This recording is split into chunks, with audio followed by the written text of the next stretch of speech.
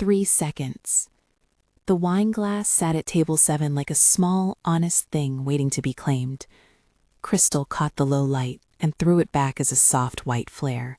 The condensation ran in a slow, patient line down the stem. In 3 seconds, a man would lift it, and the room would tilt with the movement of his hand. Maya Collins watched those 3 seconds the way someone watches a door that might open. It was nothing, an ordinary fragment of time, but it held everything. Her training made her notice the wrongness as if it were a scar on the air. The chair at Victor Leone's side pushed in a fraction too far, the usual burly sentinel who sat at the table absent tonight. The waiter across from table 7 checking his watch more often than the rest of the staff checked orders. A man in a dark suit brushed past a booth and did not look up. A napkin was folded wrong. Maya moved among the tables like she belonged to the light. She had learned to make herself incidental, part of the room's rhythm. Watch the patrons, carry plates, refill water. People gave her their small confidences. The steak medium, please. And she cataloged them without taking them home. That was the old promise she'd made to herself. Keep to the surface. No questions, no attachments, no second looks. But tonight, the surface held a seam. Victor Leone had his evenings at table 7 like an orbit. Regular, deliberate. The word boss was shorthand the staff used behind hands, a cloud that shaped how they moved. Maya had taken his tables before she knew who he was for real. She had taken them because she needed the hours, because the pay was steady and the tips were unremarkable. Later, she learned his habits, the way he ordered the same bottle, the way he listened with both hands on the table. He projected power without consuming space. He was practiced at making others feel small. She'd noticed the small wrongs before. A nervous waiter, a man overeager to refill his glass, a slight delay in the walk of a bodyguard who had months checked shoulders and corners for a patriarchal instinct. People who lived by routine depended on routine to keep them alive. The check on the watch came again. The man in the suit glanced at his wrist and then passed Maya toward the kitchen door. The movement was too composed for an accidental glance. The bottle on the table had been tilted a hair when someone last poured. The glass on the left was closer to the edge than it should be. 3 seconds. The room breathed in and out. Her hands rested on the linen tray like a set of scales. She could call it out, make a fuss, draw attention and safety through exposure, but violence learned how to hide beneath noise. To scream would be to hand the plotter the script they wrote for chaos, to let the nervous men in the corners find their cue. To touch nothing would be to accept the calculus of a life laid in front of a chair, someone else's life, as if it were simply collateral. Her life before the restaurant had taught her about seams and how people use them. Logistics had taught her to see not just what was present, but the absence that made the present dangerous. Private security taught her routes, how to read shifts in attention. None of those lessons promised honor. They taught survival and the weight of small choices. Survivors learned to choose the least harmful option when every option had blood on it. She set the tray down behind a column and let her reflection in the polished wood look like an ordinary waitress. Her fingers found a clean water glass, and she watched its surface.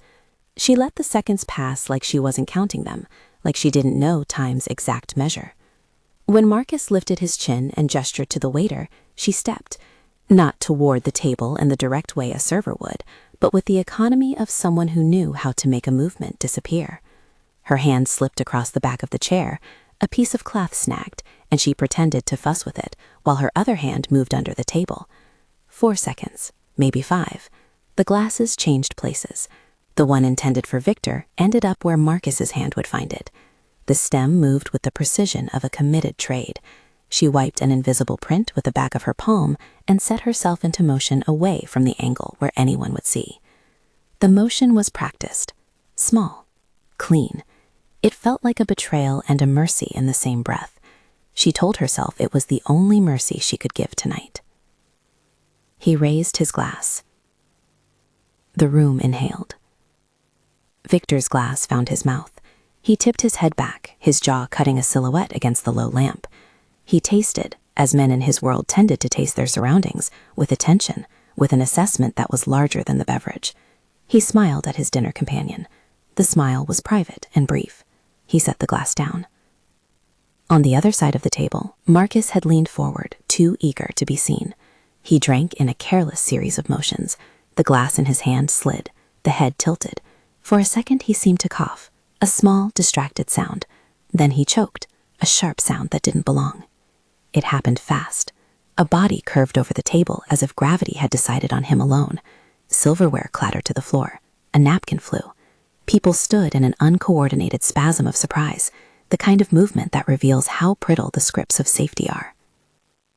Victor's voice cut through the panic cleanly. "Lock it down," he said. The syllables were soft, and the command was an all-encompassing hand that swept the room into order. Men moved like a practiced response team, chairs scraped, and then there was the press of bodies against exits, the closing of doors. The restaurant didn't close so much as compress. The servers became islands at the edges of a storm. Maya froze like everyone else, thinking a single word too many would unravel the thread between them and danger. She had touched the table. She had been the last face to bend near the glass Marcus now clutched like he had been struck. That fact settled like a small stone into the hollow behind her ribs. Detectives didn't take shape instantly. The first to arrive were Victor's men, silent as shadow and certain in their knowledge of what to do. Contain, assess, remove the threat.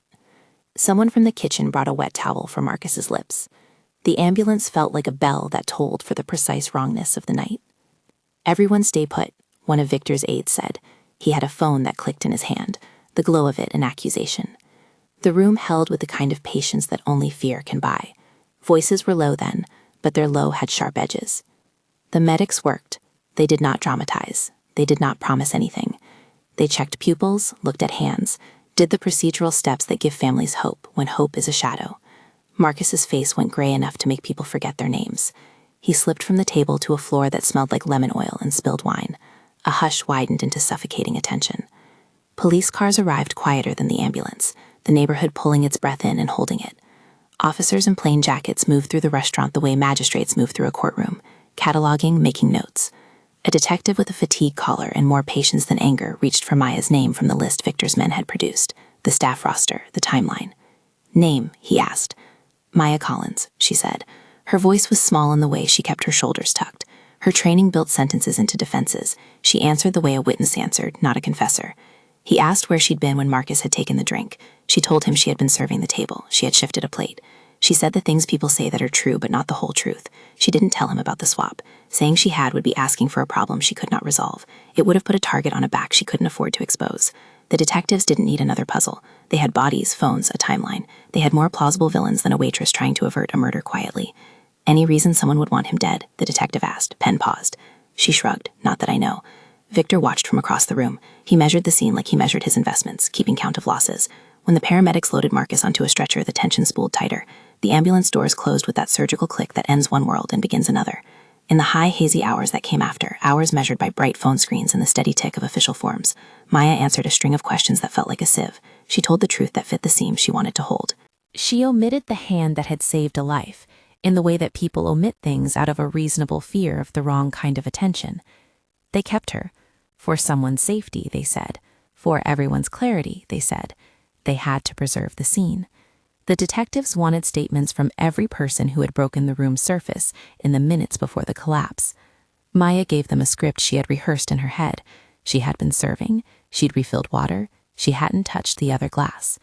The police officer read her back what she'd said, as if making it official could make it true. Her watch read 2:16 a.m. when they took her statement. The jacket of one of Victor's men grazed her hand near the elevator. He looked at her as if calculating odds. There was nothing in his face that told her she was safe.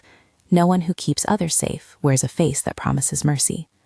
When they let her go, it was close to dawn. The detective leaned toward her, a question disguised as a kindness. "Don't leave town," he said. "We may want to speak to you again." She nodded. "I'll stay." They escorted her down the back stairs. The night shuddered behind her like a heavy book. The air outside was cold and smelled like rain and the leftover smoke of night. Streetlights frosted the pavement. A crosswalk light blinked its mechanical eyes. She stepped into it and found Victor's car idling across the street. He had been waiting. He always had a way of arriving when the world was at a thin place. He was alone when she stepped from the restaurant. No armada of aides, no cluster of men. He wore a coat that hinted at cost and spoke in the quiet voice of someone who had never needed to shout to be heard. "Get in," he said. She didn't at first. The detective's words were still warm in her chest, a tether around the ankle. It would be safe to go. It would be unwise. It would be easier to walk away and not see him at all. There were reasons she made herself small. They protected her. You were the last to touch the table, he said instead, not as an accusation, but as a statement that held a corner of gratitude she could not read all the way. He had watched the night as an investor watches a bad market. Painful, but useful. She stepped back. I don't get in people's cars, she said. It wasn't a rule she invented for the night. It was one she had learned to keep. He opened his door and set the back seat as small a distance away from himself as possible. 5 minutes, he said. We talk, then you go home. You are free to leave. There were men who could have taken her then, and men who would have left. Victor's offer sat between those two possibilities like a question mark folded into a palm. She read his face. There was an honesty there that was not sweetness, but was the kind of honesty that comes after fear, when someone has felt the rawness of mortality. He owed nothing, and he was offering something anyway. She got in. The car smelled faintly of citrus and leather, an expensive attempt at ordinary presence. Victor drove without rumble, the city parting around them. He asked few questions at first, more the kind that gathered details than the kind that pried. She answered in the short, exact sentences she used at work. It was a performance, and also a shield. When they moved off the main road, he let his hand rest on his knee and looked at her as if calculating a ledger. You didn't buckle, he said. I prefer to stay aware, she said. He listened. There was a set of small lines around his eyes that made him look older than his face. Do you have any idea who would make a play like that? He asked. She told him what she had seen at the restaurant. Watch checks, a watch checked by someone who didn't belong, the absent guard. She stayed to the facts. He listened and did not nod the way innocent people nod. His motions were like a man arranging his thoughts. You moved the glasses, he said. Her silence said more than refusal could. The car hummed. He already knew. Of course he already knew. Powerful men eventually learn the extent of service. They learn which hands are quiet because they want to be quiet, and which hands are quiet because they know better than to speak. Why? He asked. She thought of Marcus's face on the stretcher, of a life that had been a tool in someone else's hands. She thought about the slivers of herself that remained after the ways she'd been hired and paid to watch and move and protect. She thought of rules she had tried to keep for herself. Never become the instrument of a killer. Never be the elbow behind someone else's decision to die. She answered the only way she could answer without setting a trail. Because I couldn't stand by, she said. He watched the road as if it held answers. You used to do these things for money, he said. It was a statement more than question. He had her file. He knew the shorthand of a life that had traded in logistics for wages. He did not need her to confess. Not anymore, she said. He let that sit between them. Then he leaned forward slightly, the seatbelt cutting diagonally across his chest like a line drawn in the air. I'll tell you what I know, he said. Marcus was on my payroll only in the narrow sense. He'd been making calls, the kind that smelled like deals between my people and pockets of the Kozlov family. He was the kind of problem that looked like a friend until it wasn't. His use of the name wasn't a flourish, it was a detail that carried weight. Kozlov family. The name fit the geography of the city's underbelly like a map. Whatever arrangement had been made had a precision to it. Phone calls, favors. A glass moved so that a tooth could be loosened. You think they tried to get to you? She said. I know they did, he said. Marcus was meant to be the instrument. Whoever intended the change wanted me to drink. They wanted to make it look like one of my own men had turned. Maya folded her hands in her lap, like someone hiding small things. The simplicity of their exchange was dangerous, because it implied not only knowledge, but the possibility of retribution, and also the possibility of gratitude. Both were currencies he understood how to use. He cut the engine when they stopped outside her building. The night held them there like an audience. He reached into his wallet and took out a card. It was a small piece of skin-toned stock with his name and a number that pulsed with resources. He held it out a beat too long. I can make this easy for you, he said. The offer was not about money alone. He could make her life comfortable, invisible, resourced. Money, a place to disappear if it's what you want. She thought of the places money could open and the kind of safety it bought. She thought of the way resources had once been a tether and a chain. She had left that life because it had hollowed her. Money for silence had consequences that outpaced the comfort it promised. She had seen people buy safety and end up in deeper debt. No, she said. There was nothing uncertain in it. I won't be part of that. He didn't push. He put the card into his wallet and closed it with a soft snap. You didn't tell anyone, he said. It wasn't a question. I told the police what I had to, she said. The sentence was an exactness that carried both the refusal and the necessity. She had not lied, she had simply not told the whole truth. Why? He asked again, softer. Because it would have put me in line for something I am not going back to, he said. I saved a life. I don't owe anyone my silence if the price is becoming what I left. The car was a small world. He exhaled, and for an instant his jaw let go of its habitual hardness. You can refuse me, he said, but understand I will watch. If there is any whisper, you'll tell me before it becomes a shout. I won't, she said. He hesitated. Good, he said finally. He opened his door. You go home. Sleep if you can. If they call, you come in. If someone comes for you, call me. She thought of the unasked question. What would he do if a hand found her wrist? What distance he might bridge for gratitude or for a debt? She stepped from the car and let the streetlights make the ground ordinary under her feet.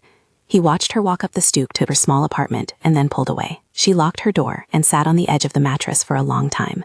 The night's work hummed behind the skin like a new pulse. She had not told the truth. She had not taken money. She had saved a life and held the secret like a coin folded in her pocket. The next days were a blur of normal service and heightened observation. The restaurant did its best to pretend the night had been a ripple and not a wave. Patrons came in with their lives and left them with more or less the change they had arrived with. The staff worked around a center that had shifted subtly. Victor's table remained reserved, the men who flanked it watching with an added care. Security tightened in ways that were visible and ways that weren't. Cameras tilted, guards talked in quiet clusters. Weeks limped in with the slow persistence of ordinary time.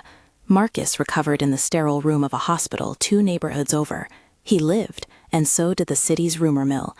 The Kozlov family made a sound like a bruise. Some of their operations shuttered, some assets quietly collected by men in suits. Victor's people moved like oil through a machine that looked like justice. Maya returned to her shifts, her hands remembering the motion of a glass as if it had learned a new choreography. The world had not rearranged itself around her. The old rules remained. Be invisible, pick shifts that kept you fed, keep the hours and your head down.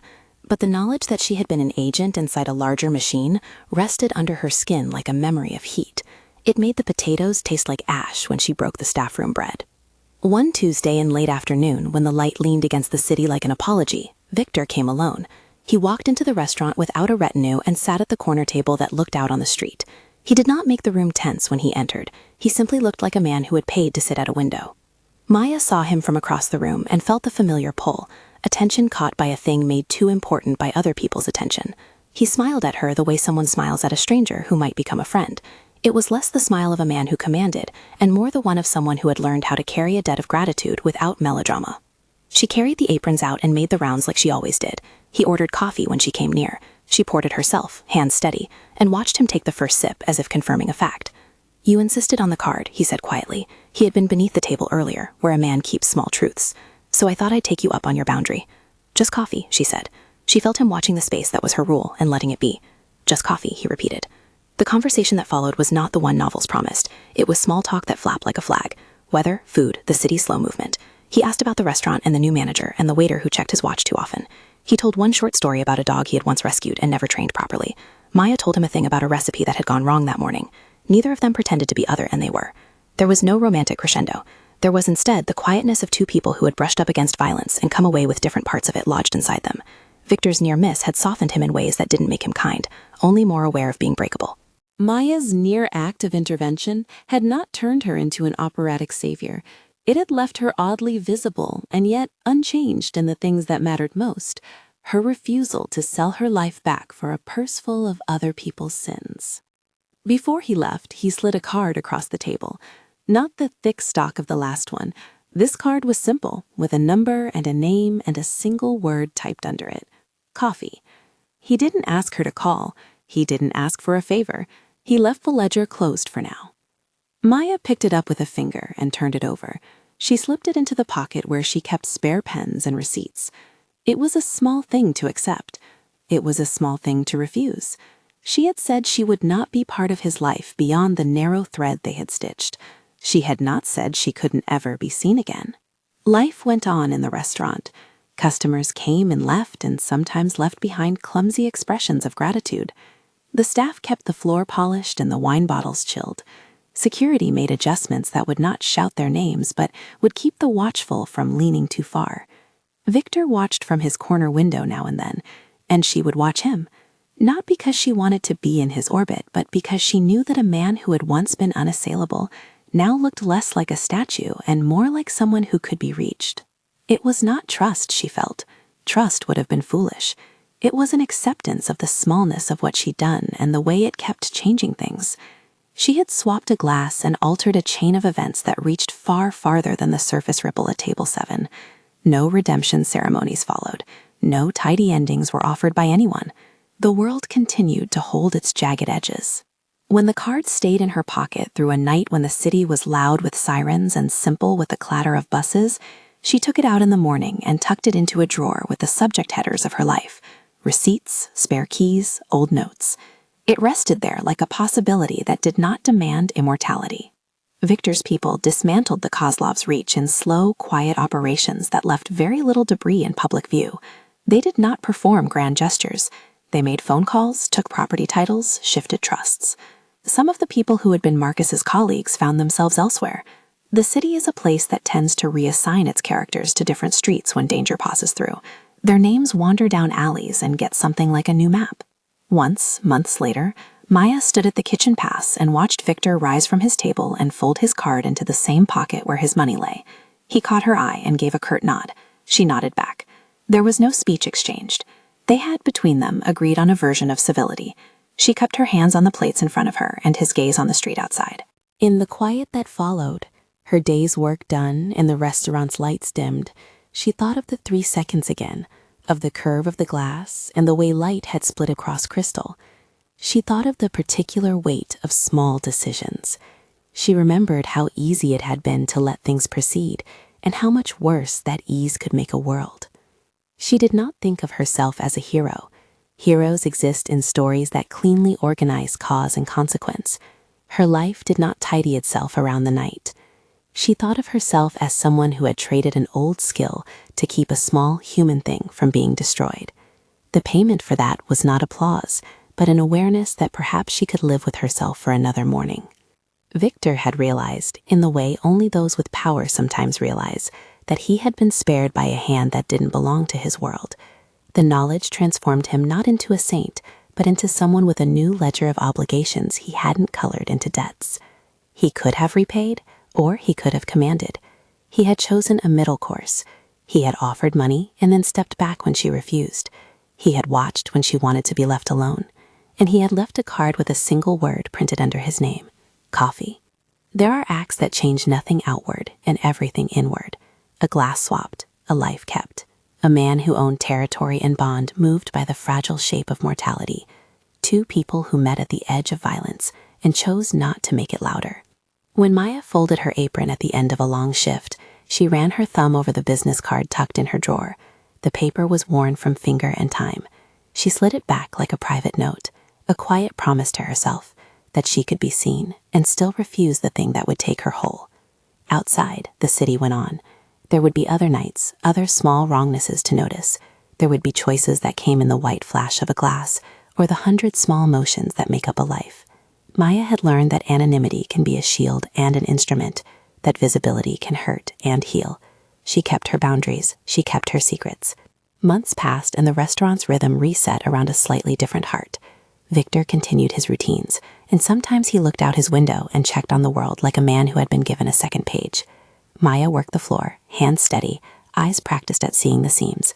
If there was a reward for what she had done, it was not in money or titles. It was in the knowledge that a small action had quietly altered the script of more than one life. The last night of the story wasn't a finale so much as a small punctuation. Victor left a different card that time, the kind with a number and a single note. Call when you want to talk, no strings.